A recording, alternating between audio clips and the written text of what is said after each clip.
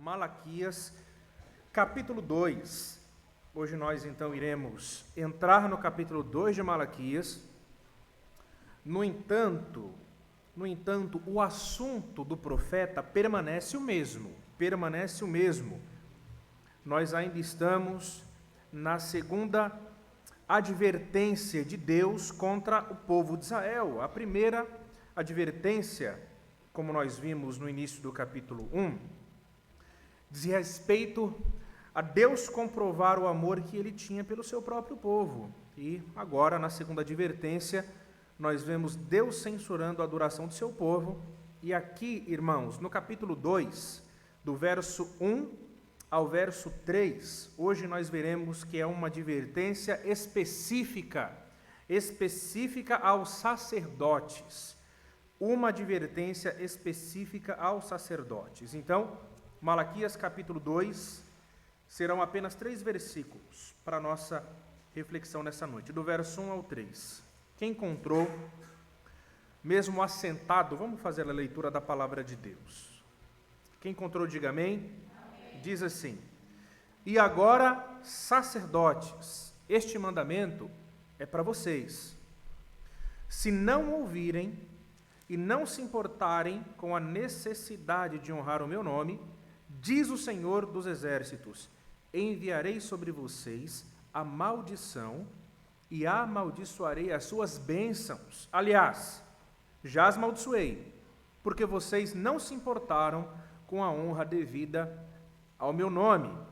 Eis que reprovarei a sua descendência, passarei no rosto de vocês o esterco dos animais sacrificados nas suas festas, e vocês serão levados embora com esse esterco. Meus irmãos, que grave advertência. Até esse ponto, vamos orar? Pai glorioso, nós estamos em tempo de culto e adoração ao teu santo nome. O Senhor é digno, Pai, do melhor do nosso louvor, do melhor da nossa adoração, do melhor do nosso culto. E, Senhor, nós temos a instrução da tua palavra sobre como o Senhor espera ser cultuado e adorado. Agora, Pai amado, nesse momento, prepara os nossos corações para recebermos, ó Deus, a porção da tua palavra, e que aquilo que nós expormos aqui nessa noite, de alguma forma, Pai amado, traga edificação para as nossas vidas e glória ao teu santo nome. É assim que oramos em nome de Jesus. Amém. Meus irmãos, eu dividi o nosso sermão nessa noite em 3 pontos. Eu quero que os irmãos me acompanhem. Primeiro ponto da nossa mensagem está no verso 1. Aí nós vemos o julgamento dos sacerdotes. Verso 1. Primeiro ponto, o julgamento dos sacerdotes. Segundo ponto da nossa mensagem, verso 2. A promessa de maldições sobre os sacerdotes. Verso 2. E o terceiro e último ponto da nossa mensagem, nós veremos as implicações das maldições. Verso 3, terceiro e último ponto da nossa mensagem. Vamos então começar, irmãos, pelo primeiro ponto, o julgamento dos sacerdotes. Verso 1 diz, e agora, sacerdotes, este mandamento é para vocês. As acusações que nós vimos nos versos anteriores abrangiam todo o povo, mas aqui a ênfase recai sobre os sacerdotes. A expressão este mandamento, e eu quero chamar a atenção dos irmãos para esta expressão, porque ela é muito importante para a compreensão de todo o escopo, de toda essa perícope. A expressão este mandamento, em algumas versões, talvez o irmão que tenha a versão Almeida Corrigida e Fiel, talvez o irmão que tem essa versão não encontre a palavra mandamento, mas a palavra advertência. A Nova Almeida atualizada, a Revista atualizada, traduziram como mandamento. E eu creio que essa é a melhor tradução, porque nós encontramos aqui um possível trocadilho. Então, essa expressão, este mandamento, ela possivelmente aparece como um trocadilho. A ideia seria basicamente a seguinte: os sacerdotes deveriam ensinar os mandamentos de Deus, mas como eles não fizeram isso, como eles não ensinaram os mandamentos de Deus, agora eles precisavam ouvir de Deus esses mandamentos. Eles deveriam instruir o povo com base na aliança mosaica, com base nos mandamentos. Mas como eles não fizeram isso, como eles quebraram a aliança, então agora era hora de ouvir os mandamentos da parte de Deus. Talvez aqui, irmãos, nessa expressão, este mandamento, talvez aqui também exista alguma referência à aliança mosaica. Então Deus estaria dizendo o seguinte para eles: olha, vocês quebraram a aliança que eu fiz com o meu povo por intermédio de Moisés. Eu prometi abençoá-los. Eu prometi abençoá-los se eles fossem obedientes à aliança, se eles fossem obedientes ao mandamento. No entanto, eu prometi amaldiçoá-los se eles quebrassem a aliança. Eu prometi amaldiçoá-los se eles desobedecessem os mandamentos. E vocês quebraram o mandamento. Vocês foram infiéis à aliança. Saibam agora que este mandamento, saibam agora que as sanções da aliança, elas são para vocês. Elas são para vocês. Então nós encontramos aqui, irmãos, no verso 1, uma nota de julgamento de Deus em relação aos sacerdotes. Em relação aos sacerdotes. A aliança foi quebrada e era necessário que as sanções da aliança fossem então aplicadas. Irmãos, de acordo com o Novo Testamento,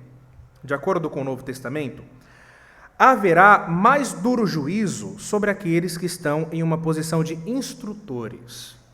Deus, então, aqui promete aplicar as maldições da aliança sobre a liderança religiosa do seu povo Israel. Eles perverteram o culto. Eles aceitaram a corrupção da adoração a Deus. Eles lideraram a deturpação da adoração a Deus. Deus então se posiciona contra eles para aplicar sobre eles as sanções da aliança. Fazendo uma transposição, fazendo uma aplicação para os nossos dias, nós não estamos debaixo da aliança mosaica. O nosso relacionamento com Deus é regulado pela nova aliança. Eu não sou um sacerdote. Eu sou um pastor. A forma como Deus lida comigo é diferente da forma como Deus lida com o sacerdote do contexto da antiga aliança, do contexto da aliança mosaica. Quando nós estudamos aqui sobre continuidade e descontinuidade entre as alianças do Antigo Testamento e a Nova Aliança, nós enfatizamos isso. Muitas igrejas erram ao aplicar terminologias do Antigo Testamento, terminologias da Antiga Aliança ou da Aliança Mosaica na Nova Aliança. Coisas mudaram. E essa Nova Aliança, ela regula o relacionamento de Deus com o seu povo de uma forma diferente como esse relacionamento era regulado na Aliança Mosaica. No entanto, mesmo na Nova Aliança, existe uma nota de julgamento sobre os mestres, sobre os instrutores, sobre a liderança espiritual do povo de Deus que realiza a sua tarefa de maneira errada. Aquele que está numa posição de líder sobre o povo de Deus, mesmo à luz da nova aliança, corre o risco de receber sanções da parte de Deus. Mesmo à luz da nova aliança. Abra sua Bíblia comigo lá em Tiago capítulo 3, verso 1. Tiago capítulo 3, verso 1. Está lá no finalzinho da Bíblia. Fica mais fácil abrir em Apocalipse e voltando. Tiago capítulo 3, verso 1. Uma nota de juízo sobre os mestres, sobre aqueles que têm a responsabilidade de instruir o povo de Deus, mesmo à luz da nova aliança. Tiago capítulo 3, verso 1, quem achou, diga amém. Diz assim: meus irmãos, não sejam muitos de vocês mestres, sabendo que seremos julgados com maior rigor. É isso que está na Bíblia de vocês, sim ou não? Ou juízo. Então, note que da perspectiva de Tiago, né, mesmo dentro de um contexto de nova aliança, né, há a possibilidade de severo juízo sobre o mestre que desenvolver de maneira incoerente o seu ofício. Irmãos, muitas pessoas ficam encantadas com a posição de honra que ocupa uma liderança religiosa, mas não pensam na imensa responsabilidade que pesa sobre os ombros de um líder religioso. Eu me lembro que no seminário, muitos alunos estavam ali deslumbrados com a possibilidade de um dia serem conduzidos ao ministério pastoral. E muitos não tinham a vocação para o ministério pastoral, mas eles estavam deslumbrados, né, com a posição que um líder religioso ele ocupa. E mesmo sem ter a vocação para o ministério pastoral, mesmo sem a recomendação da própria igreja local, eles estavam ali estudando, na expectativa de que um dia eles fossem conduzidos ao ministério pastoral. Então, irmãos, eu conheci colegas que não tinham a vocação para o ministério pastoral, que não se desenvolveram no seminário, não tiveram produtividade alguma, concluíram o seu curso com muita dificuldade, de alguma forma influenciou a sua igreja local para que eles fossem conduzidos ao ministério, foram reprovados no concílio, mas insistiram tanto que em um determinado momento foram ordenados. E onde estão esses colegas hoje? Não estão pastoreando igreja alguma. Alguns começaram, mas a pressão do ministério pastoral foi tão grande que eles abandonaram o ministério pastoral. Alguns começaram, mas a igreja não suportou o exercício ou a prática pastoral de alguém que não era pastor, e o convidou a que se retirasse. E estão por aí. Assustador é quando alguém que não é vocacionado para o ministério pastoral assume a liderança pastoral, o púlpito de uma igreja, e ali permanece durante anos. E então uma igreja local, ela é pastoreada por alguém que Deus não vocacionou. Uma igreja local, ela é pastoreada por alguém que, da perspectiva divina, não é um pastor de fato, mas alguém que um dia, deslumbrado pela posição, fez de tudo para alcançar o título de pastor. Mas mesmo à luz do Novo Testamento, irmãos, mesmo à luz do Novo Testamento, há um juízo que aguarda esses homens. Há um severo juízo que aguarda esses homens que assumem uma liderança sobre o povo de Deus e desenvolvem, então, essa função de maneira irregular ou de maneira incoerente. O pastor, irmãos, ele tem como dever básico instruir o povo de Deus com base na revelação que Deus deu. E se ele falhar nessa tarefa, ele falhou em tudo, e ele será, então, julgado por isso. De maneira resumida, a tarefa básica do pastor, do líder religioso, é ser fiel ao mandamento. É ser fiel ao mandamento. Por isso que nós encontramos aqui no verso 1, e agora, sacerdotes, este mandamento é para vocês. Este mandamento é para vocês.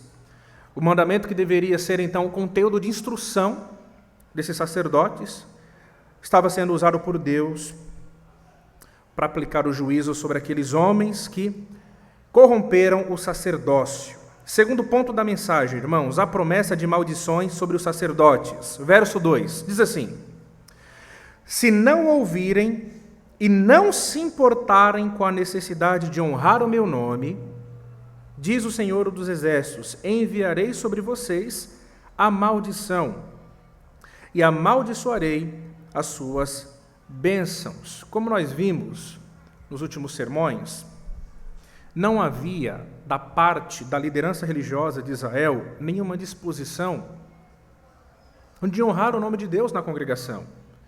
Eles aceitaram sacrifícios com defeitos, eles estavam realizando a sua tarefa litúrgica com total desrespeito, tratando o nome de Deus com absoluta desonra.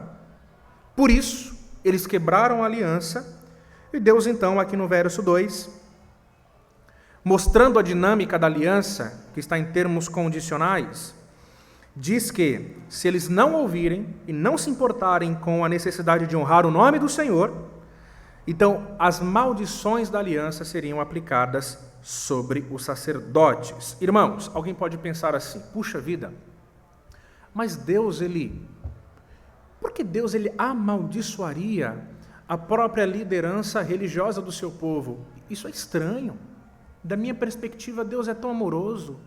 Da minha perspectiva, Deus é tão bondoso. Por que Deus, então, amaldiçoaria a própria liderança religiosa do seu povo? Né? Dentro do nosso contexto, nós temos uma dificuldade muito grande com essa palavra maldição. Maldição. E dificilmente, com muita dificuldade, nós conseguimos atribuir esse ato de amaldiçoar a Deus. Da nossa perspectiva, quem realiza algo tão grave só poderia ser Satanás e seus demônios. Então nós temos uma dificuldade de imaginar Deus amaldiçoando, né? Deus suprimindo bênçãos, Deus suprimindo benefícios materiais ou físicos, né? ou materiais ou espirituais. Mas o que está acontecendo aqui, irmãos, essa ação de Deus, esse ato de Deus em relação aos sacerdotes, diz respeito à própria dinâmica da aliança. Vamos lá comigo, Deuteronômio capítulo 28, por favor. Deuteronômio capítulo 28. Deus não está fazendo nada mais, nada menos do que colocar em prática um acordo entre ele e o seu próprio povo. Deuteronômio capítulo 28.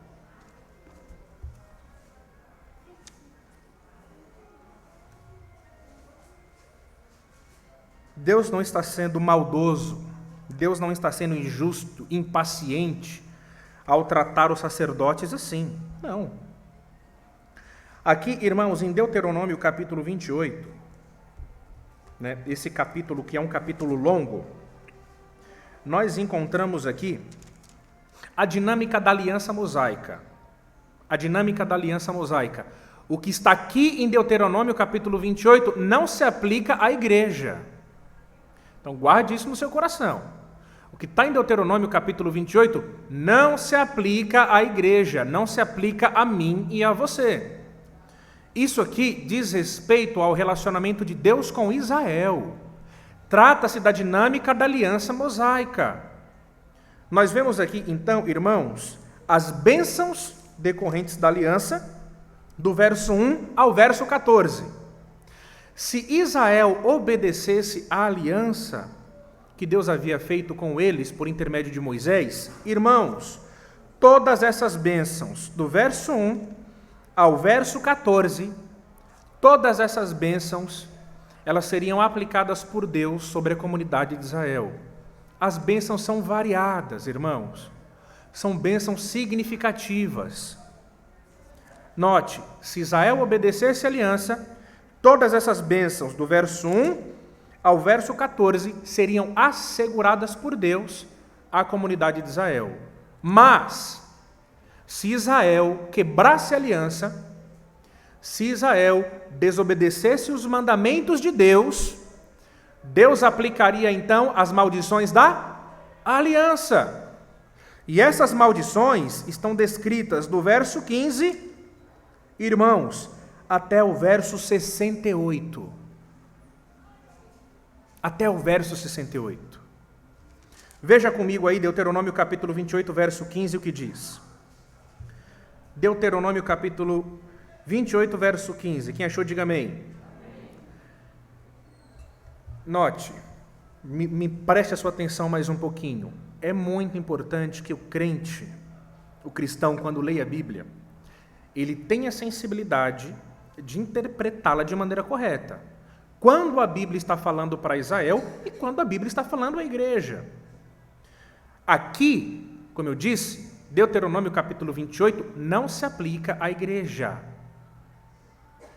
Deus está tratando de Israel por meio da aliança mosaica. E como nós já estudamos aqui, inúmeras vezes a aliança mosaica ela foi substituída pela nova aliança, que foi inaugurada com a morte, ressurreição e ascensão do Senhor Jesus Cristo. Por isso que quando alguns crentes, principalmente dentro do meio pentecostal e neopentecostal, por não entenderem essa mudança de uma aliança em relação à outra, o que continua e o que não continua em relação ao Antigo e ao Novo Testamento, eles olham para Deuteronômio 28 e aplicam isso para o seu próprio coração. Não faz sentido. Não faz sentido. Você quer ver um exemplo? Eu ouço isso em orações de irmãos pentecostais e ouço isso em pregações pentecostais. Com muita frequência, aqui em Deuteronômio capítulo 28, o que nós vemos é o seguinte: eles pregam e oram assim. Veja o que diz aí no verso 6. Olha, irmãos, se vocês obedecerem a Deus, se vocês forem fiéis, se vocês abandonarem os seus pecados, se vocês confessarem os seus pecados, olha aí o que diz o verso 6. Benditos serão vocês ao entrar e benditos serão ao sair. Não apenas isso, eles ainda vão ler o seguinte, vai lá comigo lá no verso 13. Isso aqui com certeza alguém já deve ter ouvido isso aqui, ó. Verso 13. O Senhor os porá por cabeça e não por cauda, e só estarão em cima e não debaixo, se obedecerem aos mandamentos do Senhor seu Deus, que hoje lhes ordeno, para os guardar e os cumprir. Então a gente vê muito isso aí. Pregação pentecostal. Irmão, se você obedecer, Deus vai te colocar como cabeça e não cauda. As bênçãos vão perseguir você. Os seus inimigos vão cair diante de você. Se você for fiel, Deus o abençoará financeiramente. Financeiramente. Aí tem a bênção lá, né, irmãos? Do verso 4. Bendito será o fruto do seu ventre, o fruto da sua terra, o fruto de seus animais, e benditas serão as crias das suas vacas e ovelhas. Quem aqui tem vaca e ovelha, diga amém. Então isso aqui, como que isso aqui se aplicaria para os nossos dias?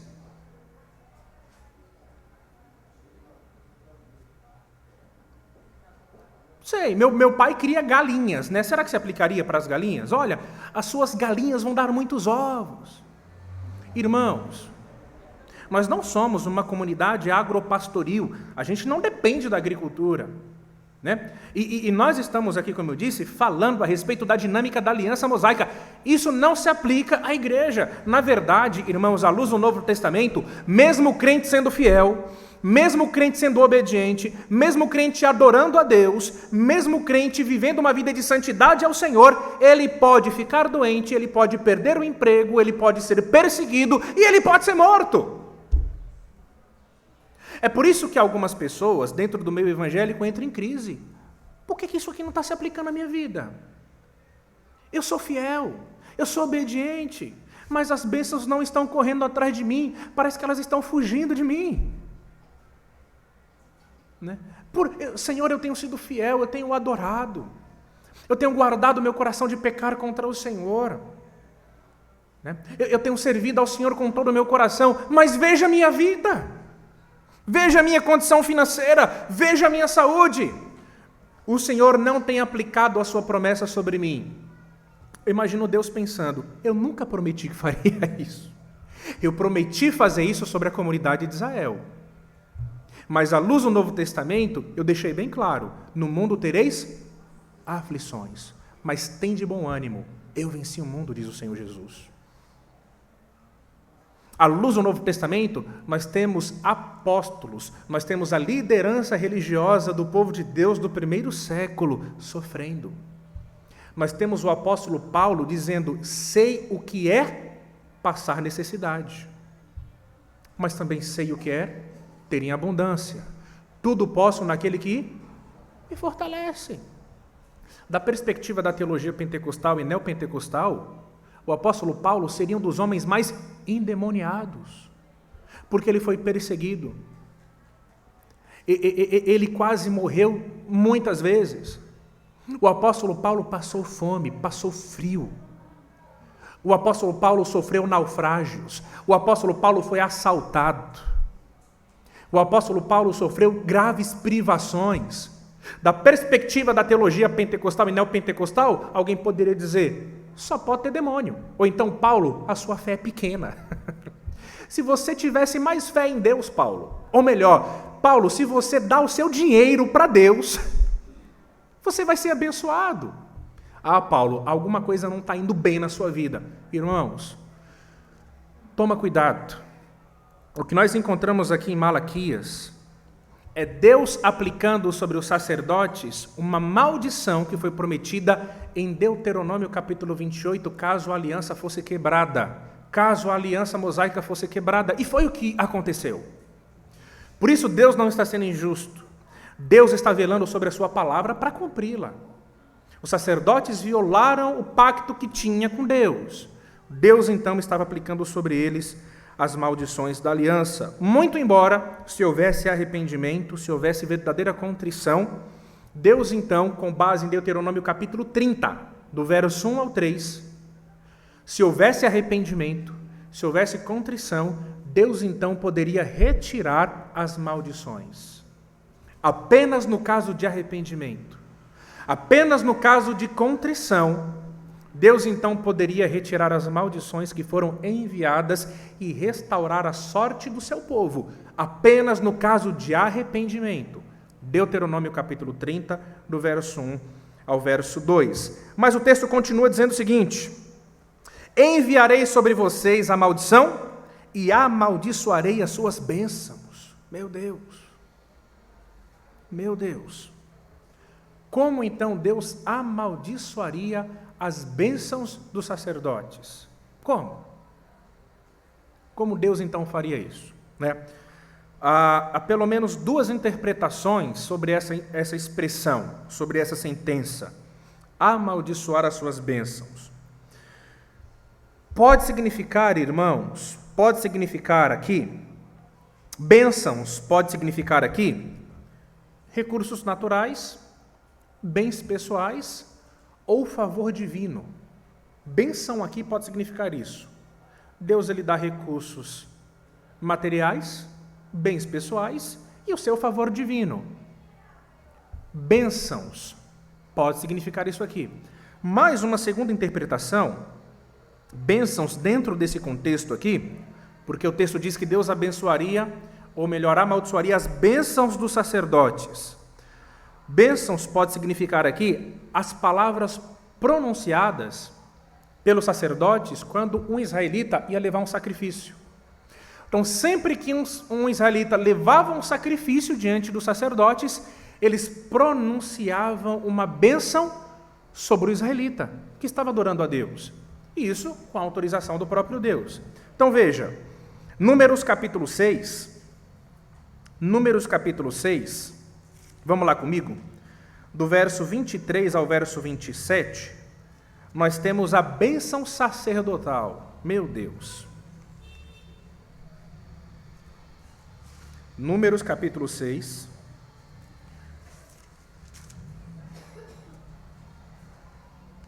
Números capítulo 6.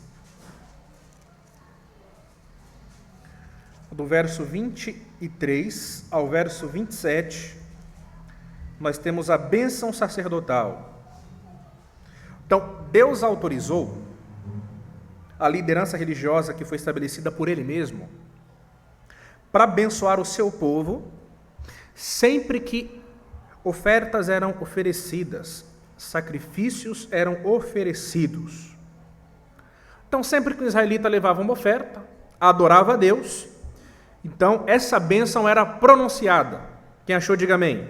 Diz assim a partir do 22.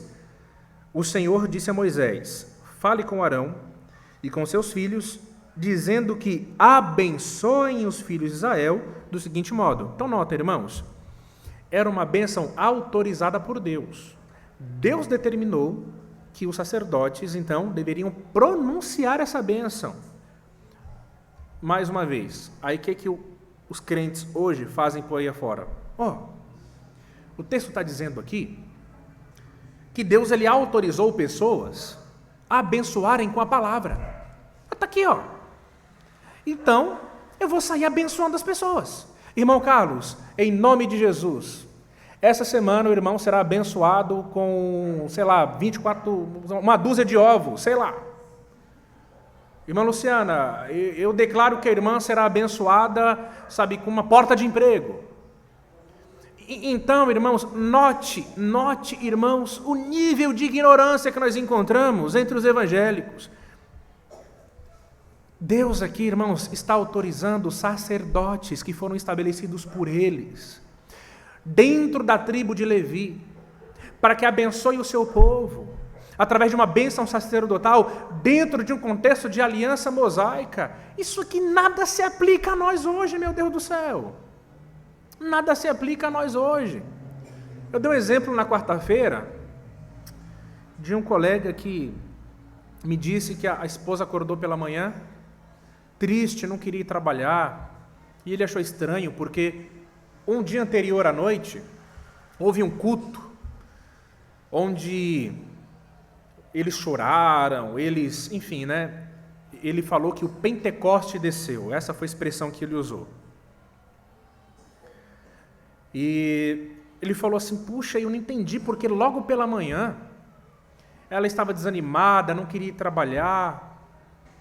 Aí ele falou assim para mim, depois eu me lembrei o que aconteceu. Nós tivemos uma conversa com a minha sogra, e a minha sogra lançou palavras de maldições sobre a minha esposa. Aí ele falou assim, pastor, sabe onde eu errei? Eu errei porque eu deveria ter repreendido aquelas palavras na hora. Mas como eu não repreendi aquelas palavras na hora, pegou na minha esposa. Irmãos do céu, veja como pessoas sofrem por não conhecerem a Bíblia.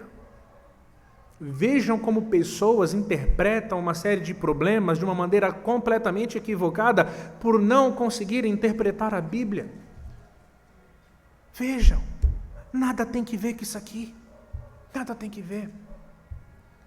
Mas dentro do contexto da aliança mosaica, Deus autorizou os sacerdotes, a liderança religiosa estabelecida por ele, para pronunciar bênçãos quando então sacrifícios eram oferecidos. Mas o que Deus diz lá em Malaquias, no capítulo 2, lá no verso 2? Porque os sacerdotes quebraram a aliança com Deus, porque eles violaram o mandamento, porque eles corromperam o culto a Deus, porque eles guiaram o povo na deturpação da adoração a Deus, Deus amaldiçoaria essa bênção. Deus amaldiçoaria essa bênção. Olha o que diz a bênção, do verso 24 em diante. Sempre que o israelita então levava um sacrifício, essas palavras eram pronunciadas. O Senhor os abençoe e os guarde. O Senhor faça resplandecer o seu rosto sobre vocês e tenha misericórdia de vocês. O Senhor sobre vocês levante o seu rosto e lhes dê a paz. Assim, os sacerdotes porão o meu nome sobre os filhos de Israel e eu os abençoarei. Então, dentro de um contexto de obediência à aliança mosaica, dentro de um contexto onde o povo estava sendo fiel a Deus e os sacerdotes estavam desenvolvendo de maneira coerente o seu ofício, quando essa bênção então era pronunciada, Deus então a confirmava abençoando o seu povo por intermédio dos sacerdotes. Mas dentro de um contexto de infidelidade à aliança, dentro de um contexto de desobediência, dentro de um contexto de corrupção da adoração a Deus, quando os sacerdotes então pronunciavam essa bênção, Deus então amaldiçoava a bênção, trazendo não as bênçãos da aliança sobre o povo, mas as maldições da aliança sobre o povo. No final das contas, as palavras dos sacerdotes eram vazias.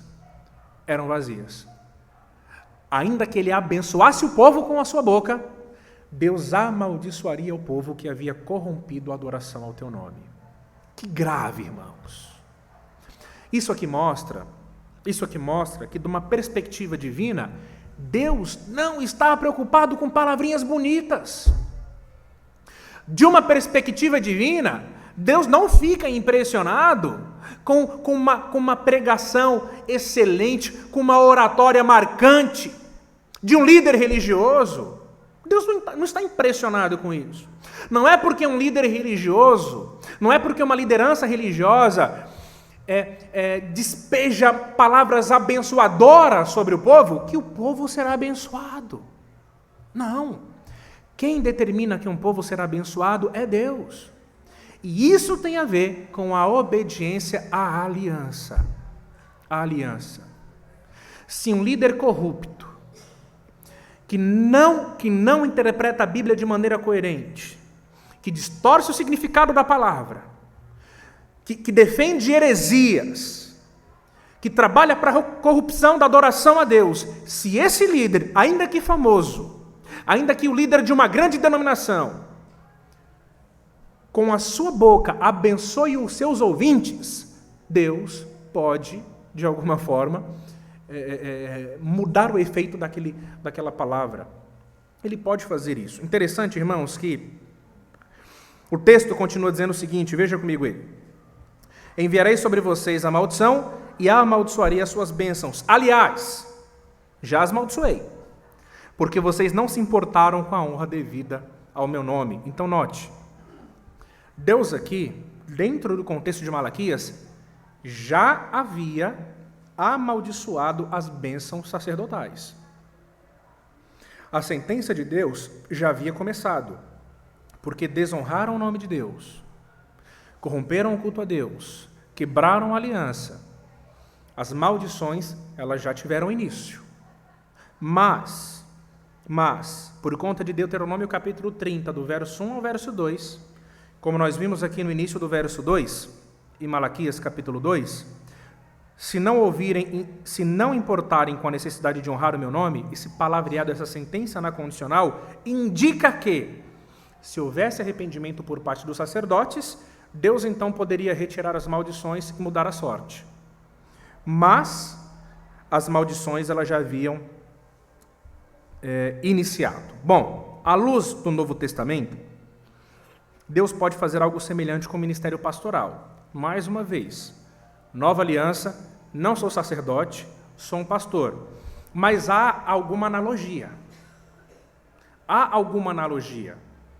Eu sou uma liderança religiosa, fui autorizado por Deus, fui recomendado pela igreja, fui conduzido ao ministério pastoral por outros pastores, houve a imposição de mãos, fui recebido pela igreja local, eu sou um pastor autorizado por Deus. Não estou realizando a minha função de maneira ilegal ou não autorizada. No entanto, há algum nível de sanção que Deus ele pode aplicar ao meu ministério, ao meu trabalho, se eu não for fiel à sua palavra. Por favor, abra comigo, talvez esse texto consiga ilustrar um pouco isso. 1 Coríntios capítulo 3, do verso 6 ao verso 7.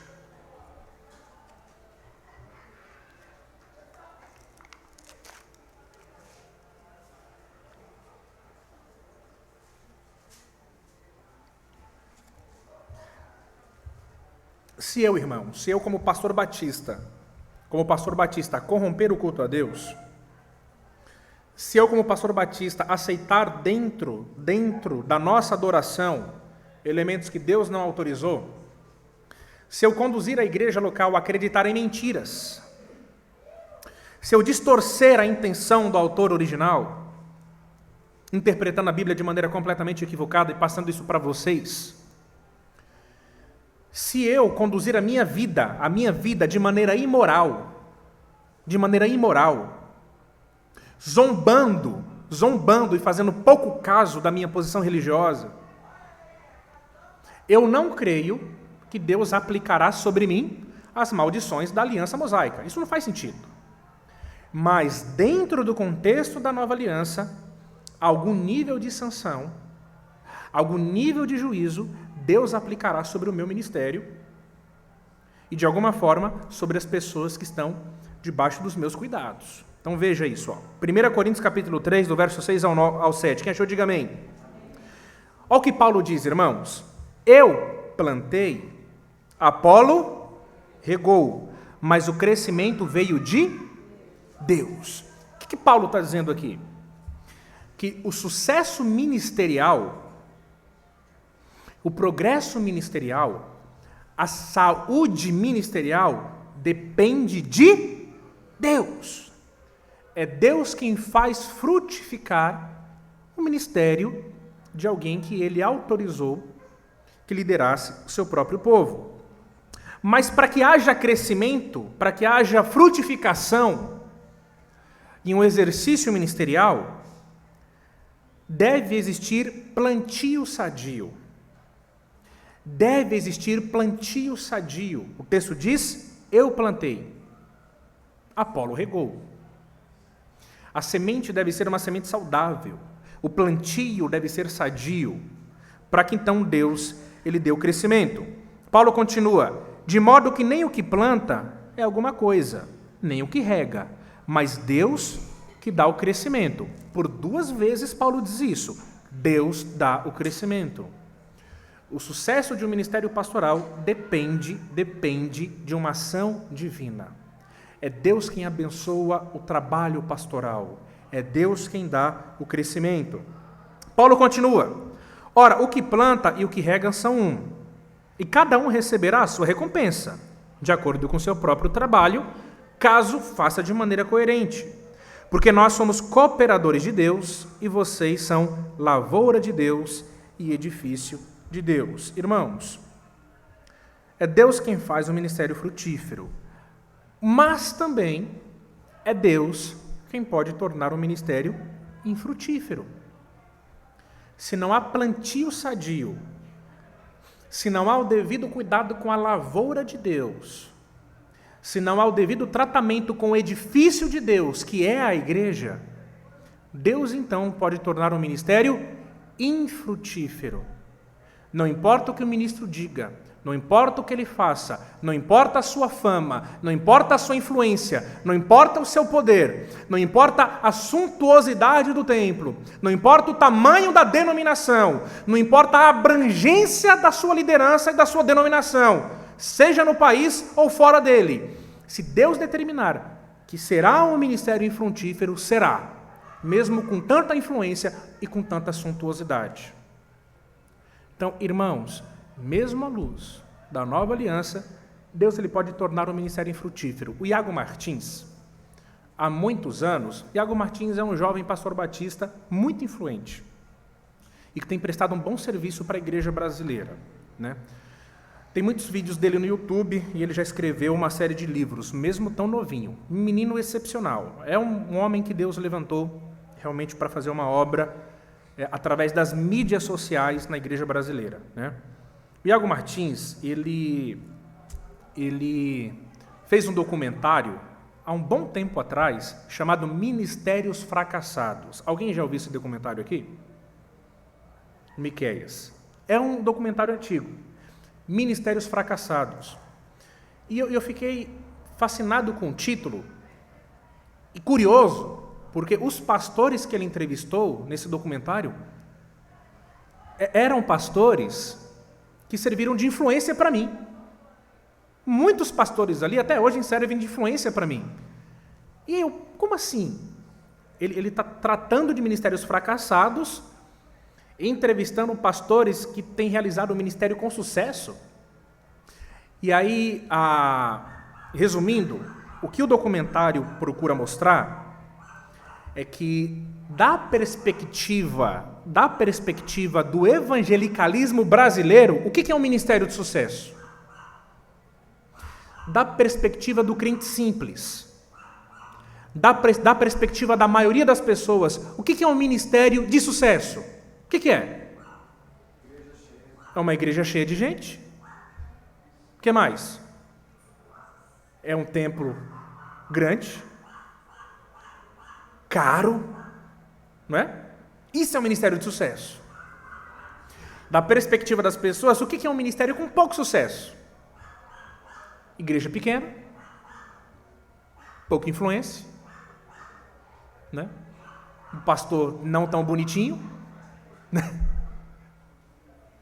Mas o que ele procura demonstrar nesse documentário, entrevistando esses pastores experientes, homens que têm servido a igreja de Deus de maneira muito séria, de maneira muito legítima, o que ele procura demonstrar nesse documentário é que um ministério de sucesso, irmãos, na verdade, é um ministério marcado pela obediência à Bíblia. E um ministério de sucesso, ele pode não ter uma igreja cheia. Pode ser uma igreja pequena. Pode não ser uma igreja rica. Mas é um ministério onde o líder ele é fiel à palavra e ele tem conduzido a sua igreja local a entender que viver uma vida cristã de sucesso é viver uma vida com base na Bíblia. Com base na Bíblia.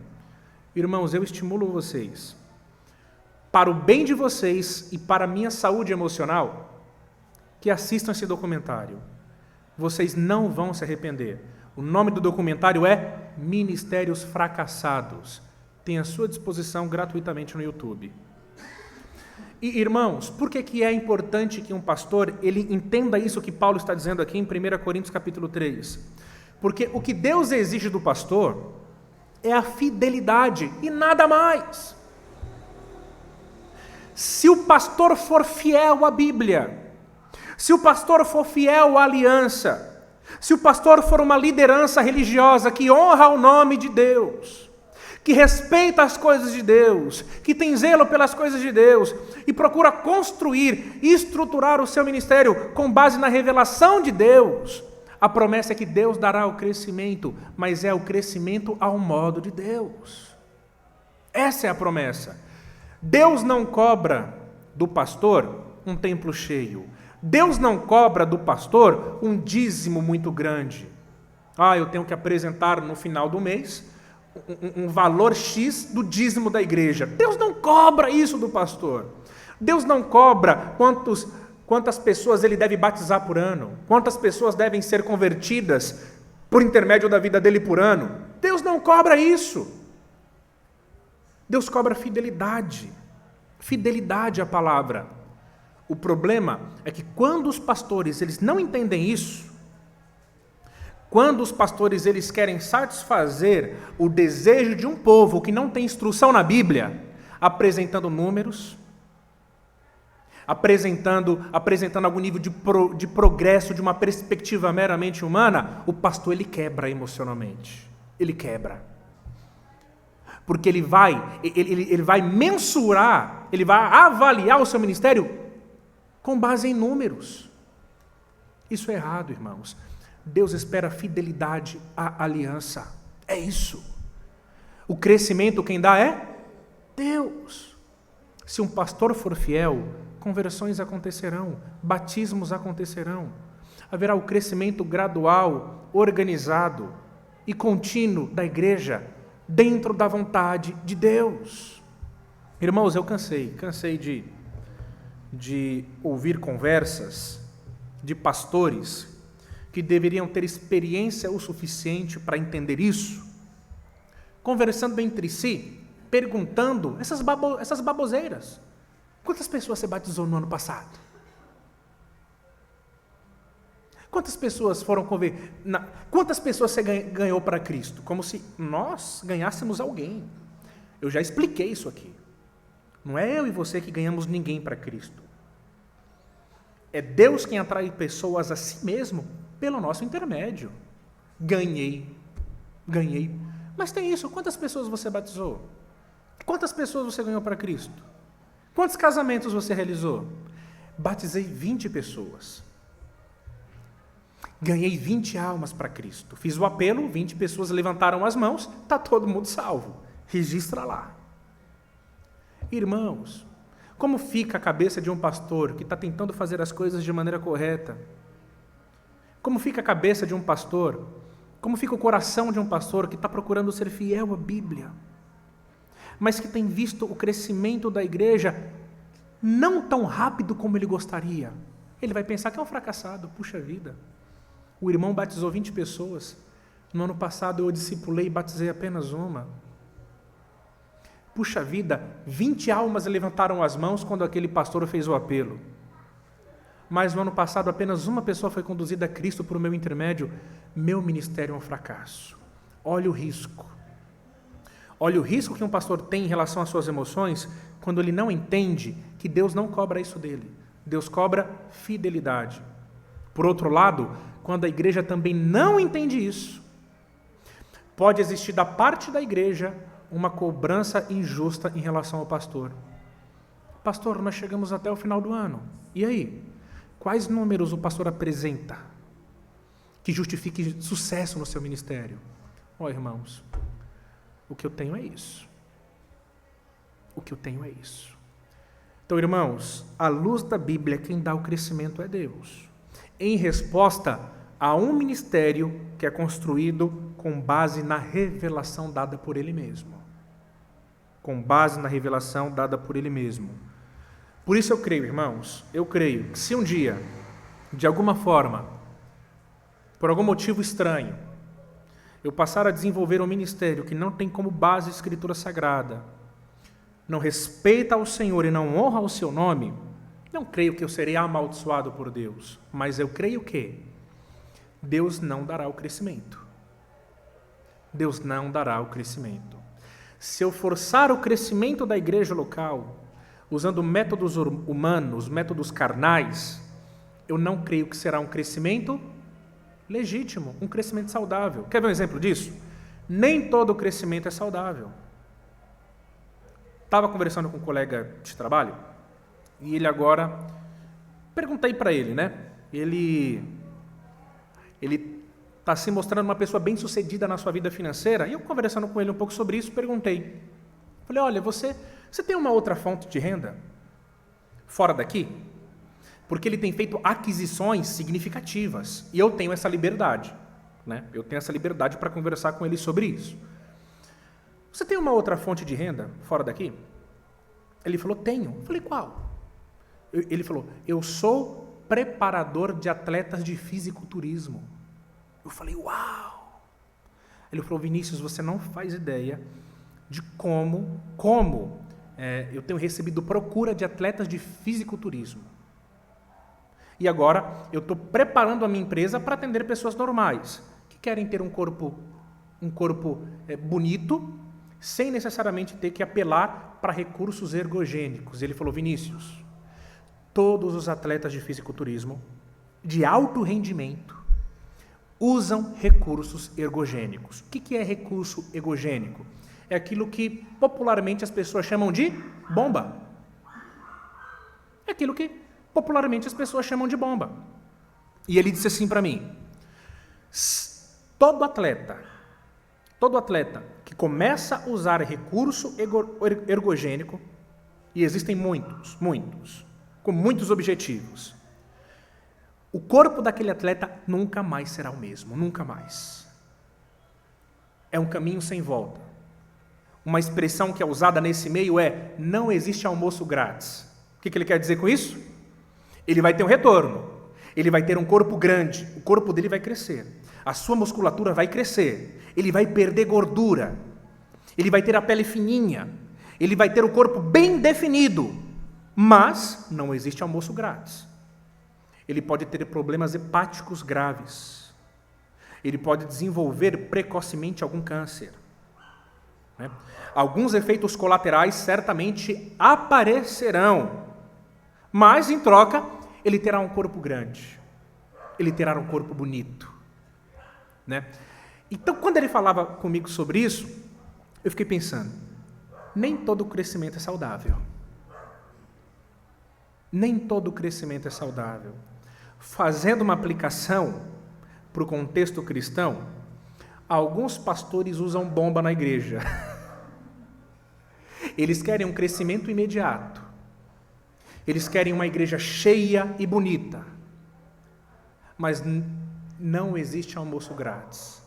Ele vai ter que pagar um dia, diante de Deus, por conta dos recursos que ele usou, por conta das mentiras que ele falou, por conta da violação da interpretação do texto bíblico, por conta de toda a corrupção, por conta de todo o erro que ele cometeu, para ter uma igreja grande a todo custo.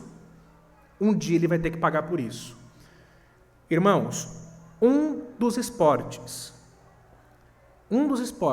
onde há o maior número de falecimento de atletas é no fisiculturismo.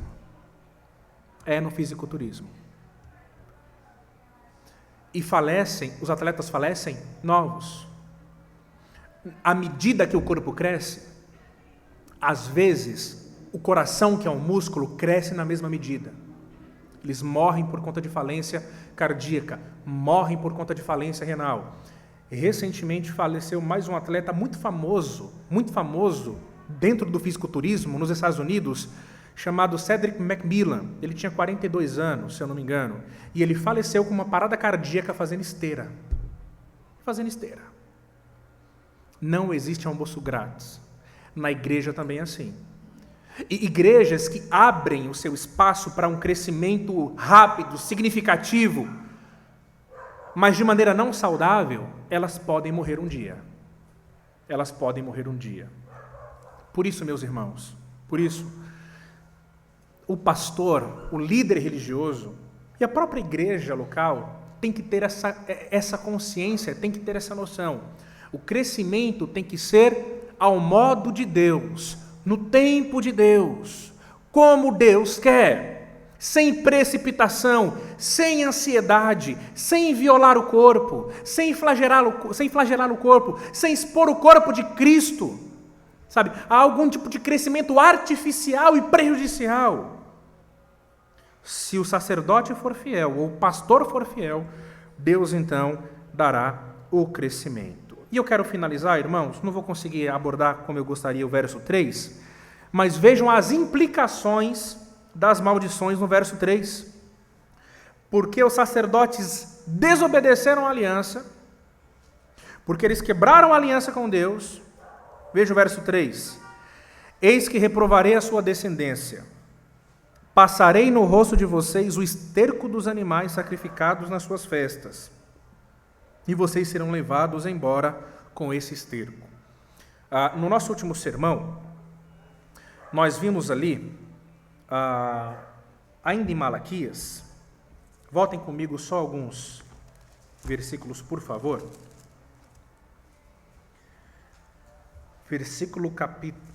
Capítulo 1, por favor.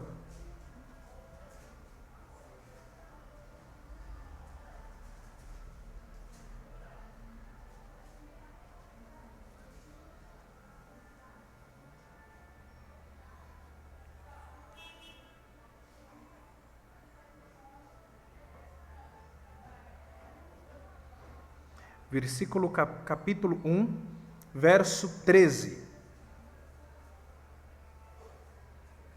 Diz assim: E vocês dizem ainda, que canseira, e torcem o nariz para isso.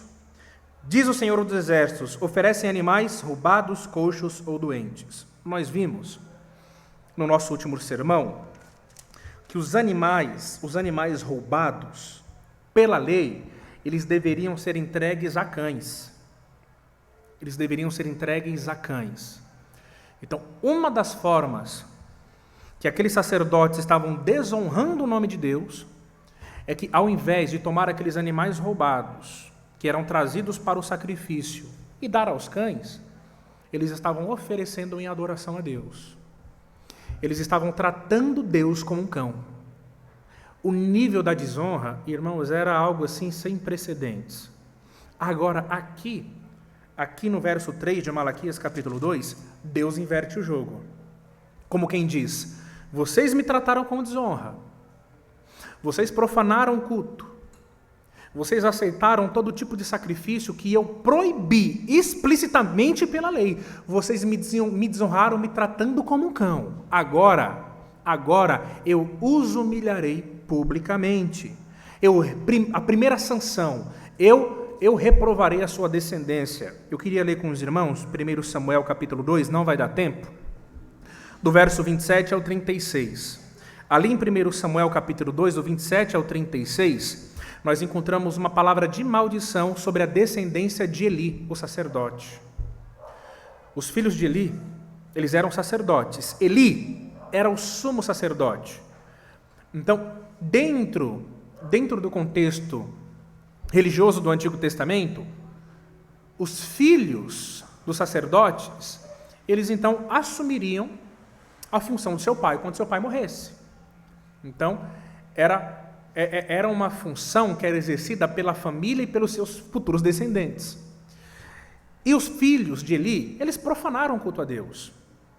Eles usaram a sua posição de liderança para se aproveitar de mulheres casadas. A comida que era oferecida em sacrifício, eles comiam. Eles banalizaram o culto a Deus, banalizaram. E Deus censura Eli, porque Eli não os repreendeu. Eli, sendo sumo sacerdote, o grande responsável pela adoração a Deus, ele viu seus filhos fazendo isso e não os repreendeu, não censurou. Eli não foi enérgico quando deveria ser. Ele não tratou os seus filhos com rigor como deveria. Então Deus diz, lá em 1 Samuel capítulo 2, do 27 ao 36, que Deus eliminaria da liderança religiosa de Israel todos os descendentes de Eli. Deus não deixaria um vivo. Deus ele acabaria com a descendência de Eli, porque Eli ele consentiu com a profanação do culto a Deus por conta dos seus filhos. Então o que Deus está prometendo aqui em Malaquias é a mesma coisa. O que Deus está dizendo aqui para esses sacerdotes é que Deus de alguma forma eliminaria a descendência deles, para que nenhum descendente daqueles homens que profanaram o culto a Deus pudessem um dia se levantar como uma liderança religiosa em Israel. Irmãos, Deus tem zelo pelo culto ao seu nome. Deus tem zelo pela adoração que é prestada ao seu nome. Com Deus não se brinca. Uma segunda sanção, passaria no rosto deles o esterco de animais sacrificados, com base em Levítico capítulo 4, o excremento, o esterco dos animais, deveria ser levado para fora do acampamento nos dias de Moisés e queimado fora do acampamento. Existe ainda uma lei que regulamentava que cada israelita deveria andar com uma pazinha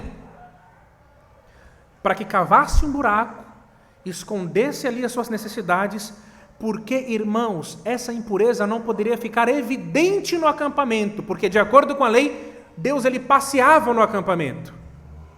Deus ele andava no acampamento. E essas impurezas elas não poderiam ficar à mostras. Dentro do contexto da lei do Antigo Testamento, Deus exigia uma santidade visível, uma santidade material, uma santidade perceptível, que de alguma forma comunicava a própria santidade de Deus. E o texto diz aqui que Deus então pegaria do excremento dos animais sacrificados e passaria no rosto dos sacerdotes, como quem diz: vocês me desonraram publicamente, vocês não tiveram zelo pelo meu nome, eu vou humilhá-los publicamente. Eu vou humilhá-los publicamente. Eu vou reprová-los publicamente porque trataram o meu nome com desprezo. E por fim, o texto diz: e vocês serão levados embora como esse esterco, né? Então o esterco era levado juntamente com o couro do animal para fora do acampamento ou para um lugar específico para que ele pudesse ser queimado longe das ofertas que eram queimadas no altar dos sacrifícios. Basicamente o que Deus está dizendo é o seguinte: olha, eu vou tratá-los como esterco. Vocês sacerdotes que violaram a minha aliança, eu vou tratá-los assim. Eu vou tratá-los como esterco são tratados. Irmãos, eu quero finalizar com 1 Pedro capítulo 5, verso 2, por favor. Nós estamos falando, não tem como não tocar no assunto, né, da praxis do ministério pastoral à luz da Bíblia. Deus está repreendendo aqui, em Malaquias, a liderança religiosa daquele tempo, que foi infiel a Deus e conduziu o povo a corromper a adoração ao Senhor. Agora, o que é uma liderança bíblica? O que é uma liderança religiosa à luz da nova aliança, à luz do Novo Testamento? O que Deus espera de um pastor? O que Deus espera de um líder? 1 Pedro capítulo 5, verso 2. E eu acabo aqui. 1 Pedro capítulo 5, verso 2.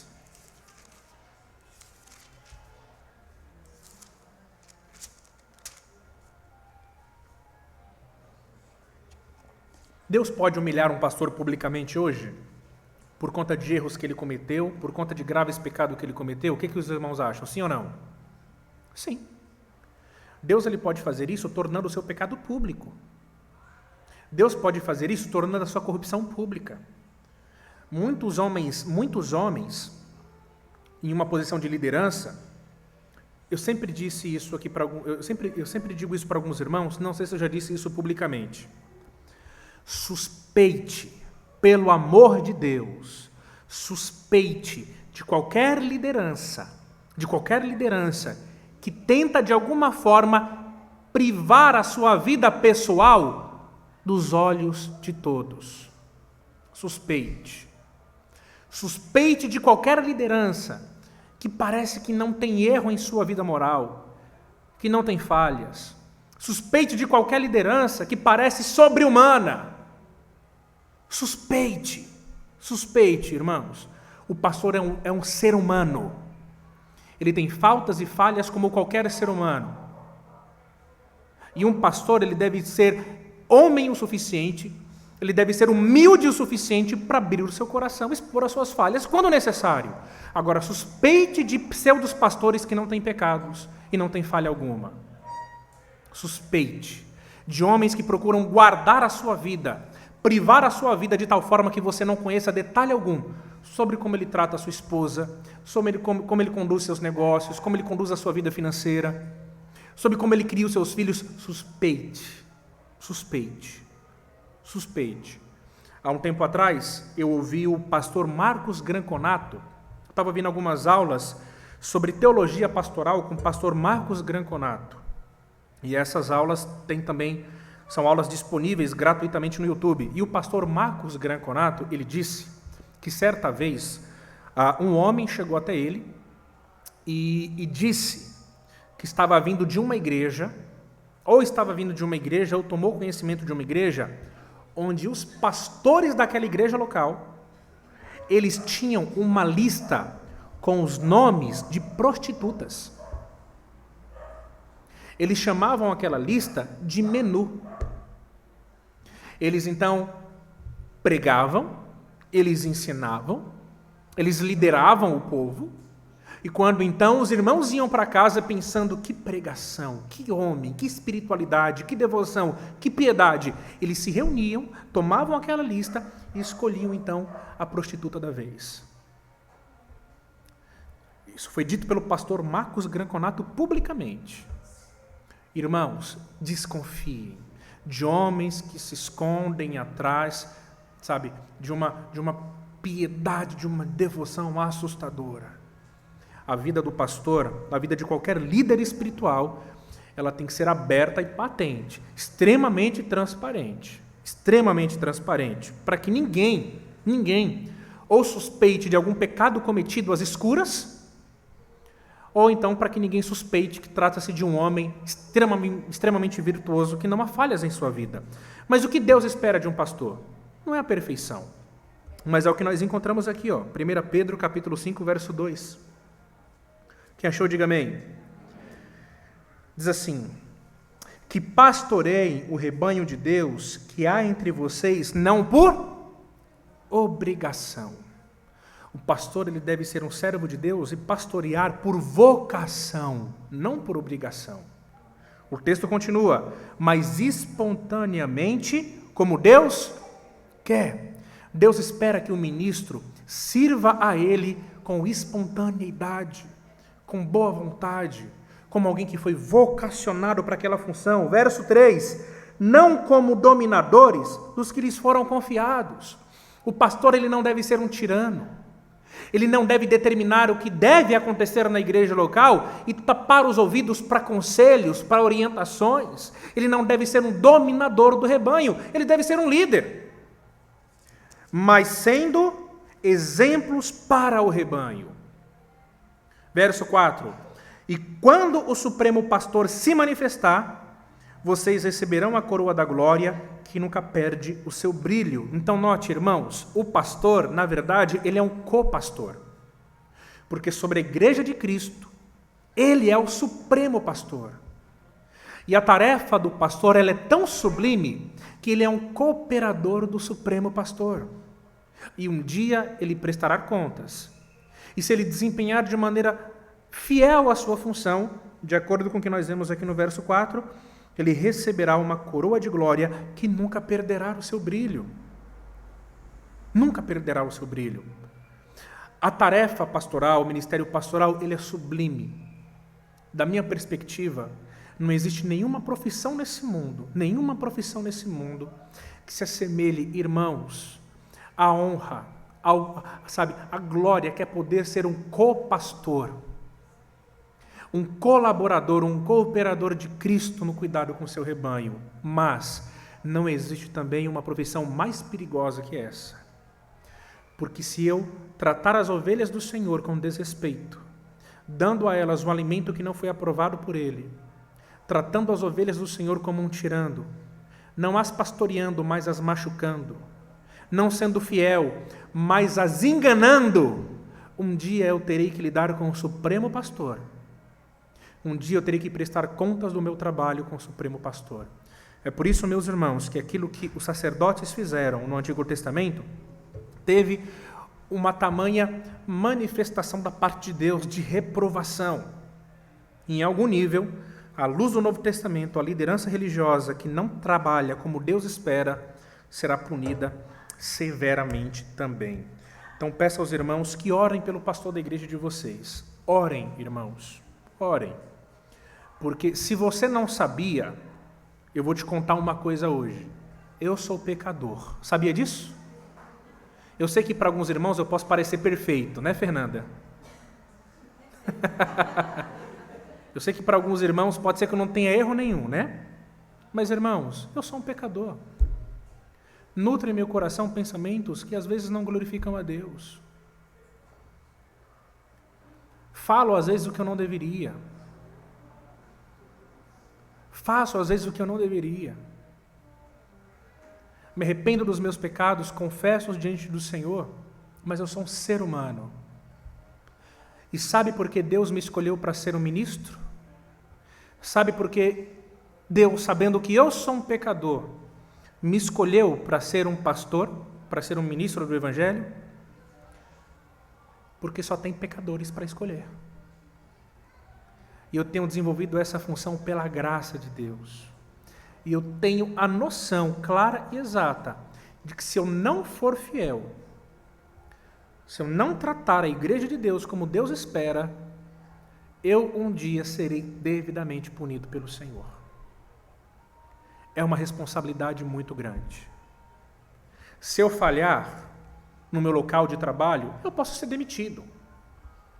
Se eu cometer um erro grave no meu local de trabalho, eu posso ser demitido. Entrego o currículo, consigo um novo emprego. E tudo bem, vida que segue. Mas se eu falhar aqui é diferente. As implicações de uma falta no ministério, as implicações de um erro grave no ministério, as implicações de um pecado público no ministério, elas têm consequências eternas. Por isso que os irmãos devem orar pela minha vida. Devem me tratar como um pastor, como uma liderança religiosa, como uma autoridade estabelecida por Deus? Sim. Sim, eu sou pastor. Deus me deu esse título, né? Eu me lembro de um rapaz que me falou assim, há muitos anos, né? Ele estava debaixo dos meus cuidados, era uma ovelha do meu rebanho, né? Ele me falou assim, puxa, não vou te chamar de pastor, vou te chamar de Vinícius. Perguntei para ele, você é minha ovelha? Sim, então você deve me chamar de pastor. Porque foi Deus que me colocou como líder sobre a sua vida. Não fui eu que escolhi esse título, foi Deus, está na Bíblia. Então, eu posso ser um amigo seu?